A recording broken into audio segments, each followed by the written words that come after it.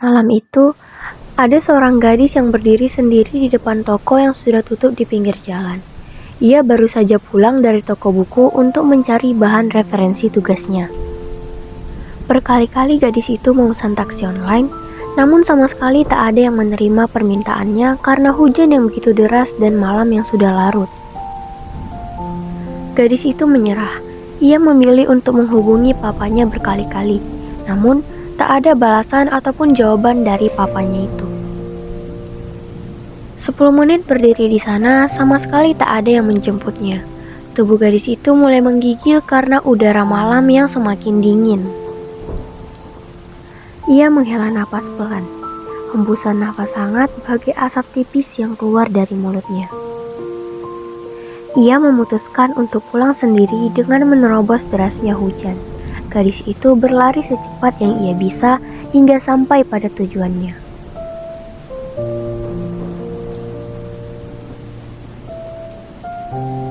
Dugaan gadis itu benar, orang tuanya bertengkar lagi. Jadi ini adalah alasan mengapa papanya tidak memberikan jawaban saat ia hubungi tadi. Keributan itu sudah menjadi makanan sehari-hari gadis itu. Ia menangis. Sungguh, ia sangat lelah dengan semua ini. Senja Wesley Bramasta, gadis cantik yang berumur 16 tahun itu kerap dipanggil dengan sebutan Senja. Gadis ini memiliki rambut panjang dan manik mata yang indah. Pertengkaran yang sering terjadi antara papa dan mamanya membuat ia sangat bosan jika mendengarnya. Pertengkaran itu terjadi berawal dari mama Senja yang bernama Liana. Liana selalu merasa tidak cukup akan uang. Ia selalu boros dan jarang sekali berada di rumah semenjak Senja beranjak dewasa. Bahkan pemasukan yang selalu diberikan papa Senja selalu digunakan untuk berfoya-foya. Papa dan mama Senja bertengkar lagi. Senja lagi-lagi menyaksikan pertengkaran itu untuk kesekian kalinya. Selang beberapa menit, Senja syok mendengar perkataan mamanya yang ingin bercerai dengan papanya. Sakit sekali hatinya mendengar perkataan itu. Hati Senja 2 kali lipat lebih sakit daripada sebelumnya. Bahkan, Liana tak memperdulikan gadis malang itu. Ingatan Senja mendadak terputar pada waktu ia kecil dulu, di mana Liana sangat menyayangi Senja layaknya seorang ibu kepada anaknya.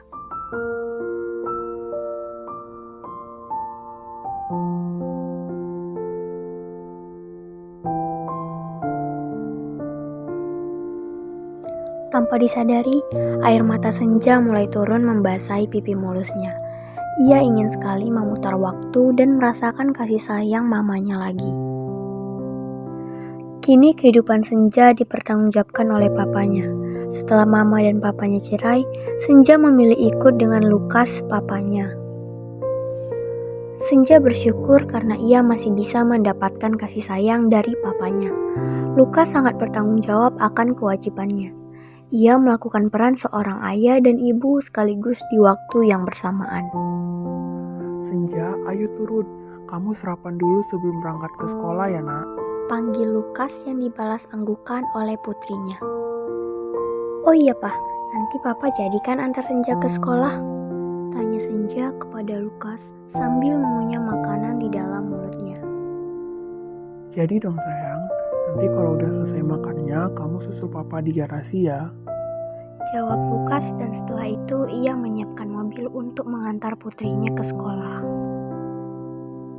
Setelah pulang sekolah, Senja memasak makan malam untuk papanya dan untuk dirinya. Malam ini sungguh sangat tentram. Bulan dan bintang seakan bercumbu mengiringi suasana malam yang sepi. Suasana seperti ini membuat Senja sangat antusias melakukan kegiatan memasaknya. Setelah menyelesaikan acara memasaknya, Senja memanggil papanya untuk makan bersama dengannya. Gimana, Pak? Enak nggak? Senja masak ini spesial untuk papa loh. Enak nggak ya? Jawab Lukas membuat Senja merasa tidak yakin. Papa serius, nggak enak ya? Kasihan ya, Pak. Enak kok, Nak. Enak banget malah. Putri papa pinter masak ya ternyata. Papa, syukurlah kalau gitu. Oh iya, Pak.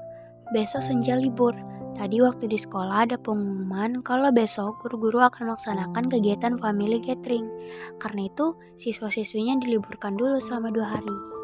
Oh begitu, pas banget. Besok papa mau ajak kamu ke suatu tempat. Kemana, Pak?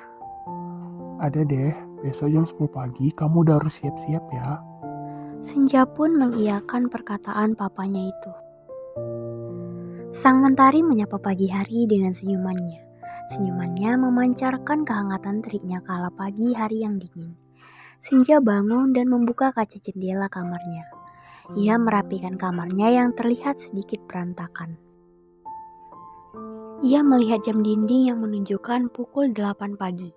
Setelah ia membereskan kamarnya, ia langsung bersiap-siap untuk mandi supaya nantinya ia tidak terburu-buru sebelum berangkat ke tempat yang papanya katakan semalam. Sudah siap, Nak? Sudah, Pak. Ayo jalan. Selama di perjalanan, Senja hanya fokus memandangi jalanan yang tak terlalu ramai sambil menyantap cemilan yang ia bawa sebelum berangkat tadinya.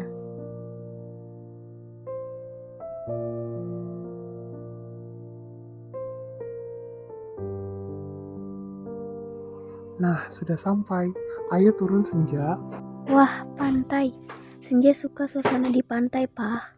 Lukas tersenyum saat mendengar perkataan yang diucapkan oleh putrinya.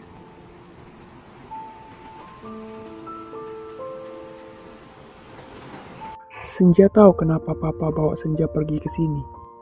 Tanya Lukas pada Senja. Senja yang menikmati indahnya pemandangan menjawab pertanyaan papanya dengan berkata tidak.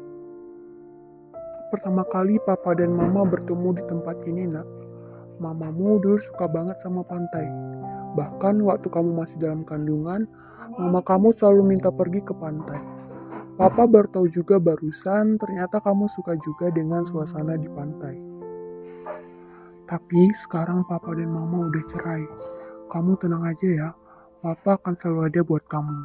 Papa akan selalu dukung kamu. Selagi itu positif dan selagi papa mampu, pasti papa akan berusaha sebisa papa. Senja sangat bersyukur mendengar ucapan papanya itu. Ia bersyukur karena masih diberikan sosok ayah yang baik untuknya. Mendengar hal itu, Senja langsung memeluk papanya seerat mungkin. Ia meluapkan tangisannya pada punggung pria parubaya itu. Senja sangat berterima kasih kepada Tuhan. Ia masih bisa merasakan kasih sayang dari seorang ayah. Baginya, papanya adalah sosok panutan yang telah mengajarkan banyak hal dan selalu berjuang untuk dirinya.